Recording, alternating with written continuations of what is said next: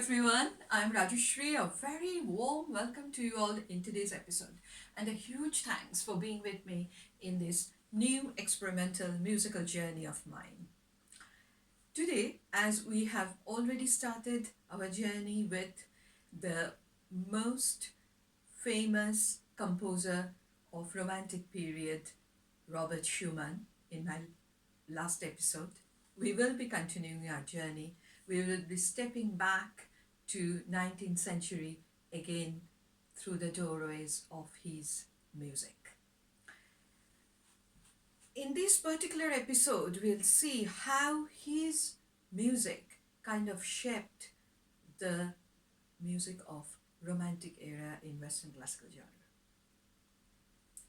In order to dress this episode, I have come across a book by chance, and it was beautifully written there. This book is called Hear Me Out by Britain's one of the most eminent comedy writers, Armando Iannucci. And in this book is about classical music, his realization about classical music. And there's a chapter on Schumann. Armando Iannucci said beautifully that in one side it was the high energy of Beethoven, the musical giant, and in other side it was the charismatic romanticism of Berlioz and Wagner. And in between, the gap was bridged by Robert Schumann. He continued saying that it felt like there are two places in one city, and we know those two places very well, but separately. But suddenly we found an area which connects these two places. Bringing Jonathan James into our discussion, paraphrasing one of his lectures about Romanticism, I thought that it would be quite applicable here. It felt like Robert Schumann actually opened the Pandora box, and the naked emotions, the freedom and the form of Romantic period, they had just sprung open from that box, and it's kind of a spillage of emotion, self-expression. Emotions originated from love of mankind, love of nature. It might be dreams, it might be grief, it might be elation, exaltation, might be chivalry or horror. And freedom, if we talk about the freedom of rhythm, freedom of harmony, freedom of melody, and binding all this together, the new form was created for Romantic period music. How did it all start? It was back in 1833. There is a small mountain called Barefoot Mountain, peak by default. And near that mountain, there was an inn, a pub, called the Sign of the Coffee Tree. Every evening, a bunch of young, hot-headed musicians, composers used to gather there. It looked like it's a social gathering, but they used to exchange ideas. And among them, there was a tongue-tied guy called Robert Schumann. But one day he broke his customary silence and he and said, cried out and said, "Gentlemen, let us not sit idly and talk about the standard of German music. Let us do something. Let us start a movement." His fellow comrades were all ready for that. And that's how the first pages of one of the best musical journals of that time, the New Periodical of Music, was created. And Schumann was the editor of that journal for next 10 years. And we all know that he was one and only musician who was equally competent both in composing and in criticism of contemporary music and musicians. So, along with this work as a music critic, his composition never stopped. He started his first composition in the year 1830 with the musical piece called Abeg. And till 1839, he composed many masterpieces for piano. 1840 was a year when he composed more than 100 songs, called Lieder, in 1 year. And then from 1840 till 1854, he composed for orchestra, he composed chamber music, concertos, and 4 symphonies. Few are worth mentioning. Among his piano works, I have mentioned about Carnival in my last episode.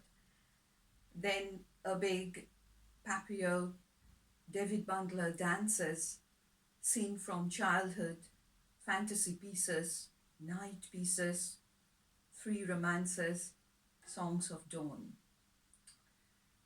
Then among his other work, Paradise and the Peri is one of the very famous one.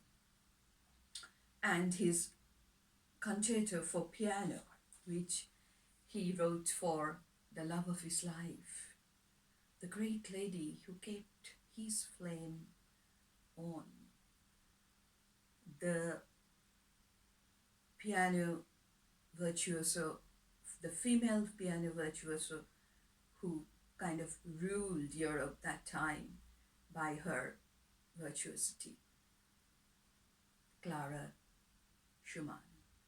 And we all know that Schumann was very fond of ciphers, musical symbols. So in this particular concerto, he actually used a motive, sorry, which is C-H-A-A. H actually in German E flat. It's Chiara, short form of Clara in Italian. It's a deeply moving and romantic piece, but with classical poise and restraints, which is quintessential Schumann style, according to Jonathan James. Then, talking about his musical style, he always tried to compose something which is a little different from his contemporaries. And Leonard Bernstein said beautifully few lines about his composition. Nobody will deny the inspired lyricism that soars out of his best works. the uncanny streams of newness, the warmth, the singing ties, and his darling experimentalisms. But Schumann was misunderstood by many of his contemporaries and general public. We know when Clara was giving concerts in different countries, in one of the countries in Europe, she was actually, after her concert, a member of the public came up to her and praising her performance, and then asked, "Is Mr. Schumann musical as well?" So Schumann had to go through all this because in that barren land of authoritarian musical time, he did feel quite lonely, and he didn't get his due recognition as well, which I personally think was a big reason for his mental condition as well, as there are loads of controversies about his mental illness. But I genuinely think, as the music world was immature to understand his work, the world of psychiatry was not ripened enough to give him the treatment for whatever maybe it is, bipolar syndrome, manic depressive syndrome, or tertiary syphilis. So he is indeed that ill-fated musician who was a visionary, musical visionary, who was born more than 200 years ago, but the Schumania has infected all the musicians mostly and the composers till today. He inspires each of us to make new music. But the destiny for all took him to 1854, 27th of February. And I'll just read out from Peter Oswald's book of biography. Just past noon on Monday, 27th of February, 1854, a hulking figure suddenly emerged from a house and turned left on the cobbled street. Although it was a cold, rainy day in Dusseldorf, the man wore only a thin robe and slippers. His face was pasty, his eyes were downcast, and he was sobbing. Walking unsteadily, as if on tiptoe, he headed for the Rhine River, only 4 blocks away. There he stopped. A narrow pontoon bridge led to the other side, and to get across it, one had to pass a toll gate. Absent-mindedly, he searched in his pocket for money. Finding none, he smiled apologetically and offered his silk handkerchief as a token. Then, before anyone could stop him, he rushed down the incline leading to the bridge, ran part way across, paused briefly, and threw himself headlong into the icy Rhine. Some fishermen on a nearby boat went immediately to the man's rescue and managed to pull him out of the water, only to see him try to jump in again. They finally used force to bring him ashore. And there, a bystander recognized the man as Dr. Robert Schumann, the distinguished composer and music critic, who until recently had served as the conductor of Dusseldorf's symphony, orchestra, and choral society. Right after that, he and his doctor together, they took the decision that he should be spending time in the asylum from then onwards, because it would be right for his family and his children. So he spent another 2 years in the asylum, and he died in the year 1856.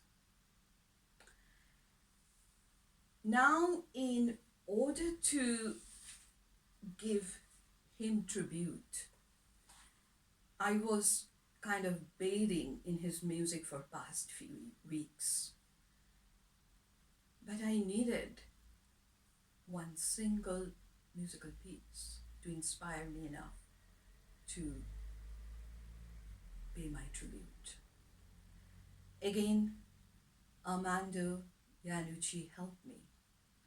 In his book, he mentioned in that article on Schumann that there is a song. I hear the little song sounding. This song was written as a poem by the great German poet Heinrich Heine. It is about a man who is talking about his lost love. The first two lines of the song is, I hear the little song sounding that my beloved once sang. And obviously his lady left him, and he was kind of dissolved. He was wrapped in grief and pain, supreme pain. And he was trying to find the relief through tears. And Armando Iannucci said beautifully that this is a composition which Schumann made for voice and piano. But at one point, the singer stops and the piano continues. It felt like the notes are trickling down as tears because the words have failed. And that bit really touched me. But as my experimental brain goes, I chose to play a musical piece, which is beautiful, and I think it is quite appropriate. It is called The Pastoral Skies. It is by a young, very talented composer and pianist, my mentor, my teacher, Mr. James Billingham. Why I chose this? Romanticism is about nature's beauty and supreme power. And I will read out the little poem which James wrote himself and took the inspiration in order to make the music. And then I'll be able to tell you how I related both. Pastoral skies, the golden droplet, honeyed eye, liquid sips from cloudy sky, and merges with the ground below to form the darkness and us show that immortal gaze, forever bright, can hide forever in darkest night. So profound, so deep. So I chose that because the raindrops, those droplets, are the tears of Mother Nature. So in my musical, the piece which I'm going to play for all of you, I took the kind permission from James to infuse Schumann's styles here and there. And what I like all of us to feel that the mist of Schumannia should be present here. And through that, the immortal gaze of the genius will be shining forever. With that note, let me go and allow me to play the little musical piece. I hope we can all enjoy it together and pay our deepest respect to the hero of all heroes, the ill-fated composer of Romantic era in Western classical music, Robert Schumann. Thanks for listening.